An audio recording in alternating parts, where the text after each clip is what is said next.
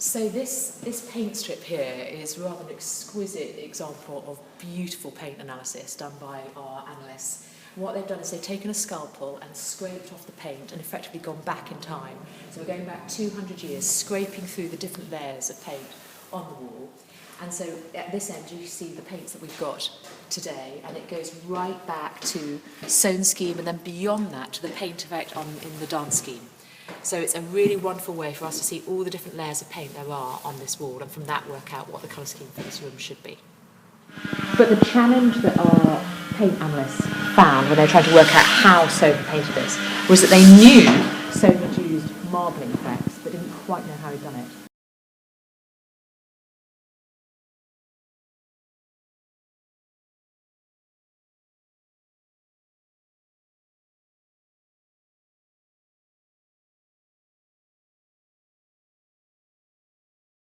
Here in the servants' area, but this beautiful silver safe here.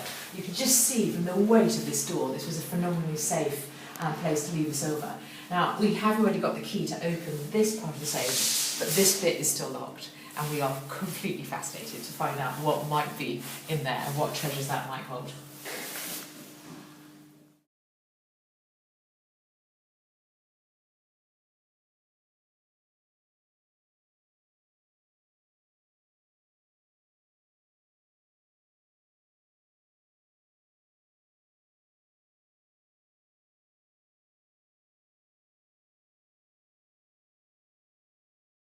We're here up in the attic rooms, which would have been the servants' quarters. But what's very exciting here as part of the redevelopment is we are recreating Soane's original roof light. And what has been quite spectacular for us to discover since the building work started is quite how big this roof light is. And everywhere you can see exposed beams, this is going to be part of the roof light, and it goes from all the rooms in the attic. So when this is instated with its bits of amber glass to create more southern Italian style light, it will have the most dramatic effect on the building. One of the other things that's been nice to see in the attic rooms, which were the servant quarters, is actually that they were decked out quite well. They were really quite well equipped for servants' quarters. And look at this beautiful, simple but very Soanian fireplace here. And we're thrilled that for the first time after the conservation project, the public will be allowed up into these attic rooms to be able to see features such as this.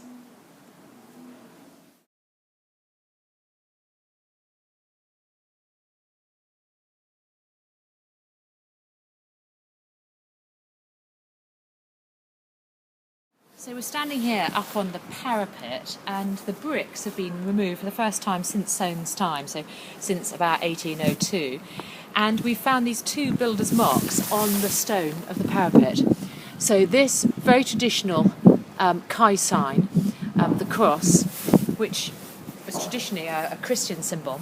And then fascinatingly, over here, a few feet to the right, is a rougher, much rougher Star of David.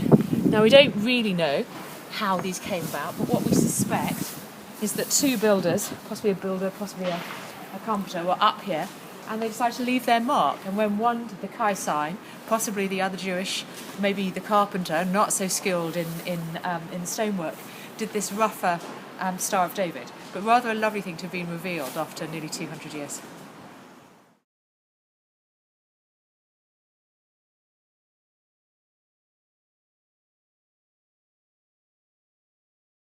We're precariously perched on the scaffolding here in front of the manor. And if you can imagine, these amazing women, these caryatids, are standing at the tops of pillars in front of the manor. They're made out of codestone. And what is just so wonderful to see from up close is what fantastic detail there is. And although they've been damaged over the years, the detail hasn't worn, unlike the stone that's been carved over to the left. And there are four of these women. Two of them predate the manor, 1799, and the two centre ones from 1801. Exactly the same as Soane later put onto the Soane Museum in Nichols in the Fields. But I just love all the details and features on these women. And this is my favourite one, this one third from the left. There's something very gorgeous about her expression, and in particular it looks like she's been crying. and I think she's absolutely stunning. Her expression changes as you look at her, and she was always meant to be seen from down below. So we've come down one level on the scaffolding, and we're now standing at the base of the caryatids, and I just love the degree of detail. Of course, nobody would have been able to see this from the ground, but it's incredible detail on the toes of the caryatid. The toenails are looking as though they're waiting for a pedicure. In the engraving on the pedestal, you can just see the date. So this one here is 1801. So about the time that Soane was building this part of the manor. And the two outside ones are dated 1799.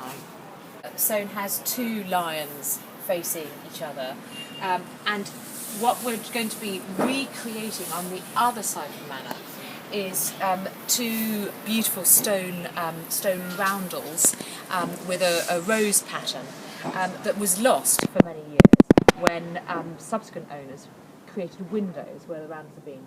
So we've got some fabulous master craftsmen at work at the moment on recarving out of stone beautiful stone roses to go in the same position but on the other side of the manor. While we're up on the scaffolding, it's quite fun just to have this opportunity to get up close to the stonework and to see the exquisite craftsmanship that went into the creation of the brickwork above the windows, the beautiful tapering of all the bricks. You can see in different colour from the main bit of the house to above the windows. So just while we're up here on the scaffolding, I just wanted to draw your attention to this beautiful piece of detailing on the front facade of the manor, something you would never notice unless you were up here on the scaffolding, but just a beautiful piece of detailing of a little bud there, waiting to flower. So very noisy here, but we're standing in the gallery, which is very much a building site at the moment, but they are getting it ready to reopen as a really exciting contemporary art gallery. We've had to do a lot of work on the foundations because the foundations were found to be very unstable, but you can see huge progress now. We've got our floor back, and slowly the shapes of the gallery are re-emerging. Our shop here and our reception area here.